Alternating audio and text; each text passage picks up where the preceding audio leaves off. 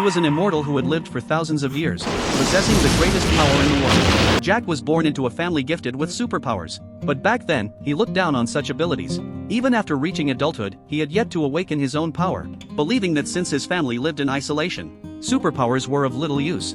That changed one day when he and his younger brother went up the mountain to gather herbs. They came across a wounded outsider. The family's rules were clear: never reveal superpowers in front of strangers. But Jack's brother ignored his warning and used his powers to heal the man's injuries. That single act brought disaster to the entire family.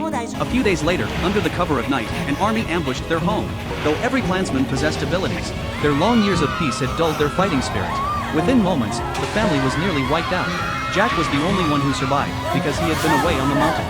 When he returned to the village, he was met with a field of corpses and an army in the distance, demonic in appearance. Overcome with rage, something within him suddenly awakened. In an instant, he transformed into a monster and unleashed a brutal massacre on the army. Though he avenged his family, that awakening cursed him with immortality. From then on, he was the last of his clan. 1,000 years passed, yet Jack's appearance remained that of a youth. Over the centuries, he discovered that it wasn't only his clan who could awaken powers. Ordinary humans also had a slim chance. But whenever one awakened, non-powered humans would hunt them down without mercy.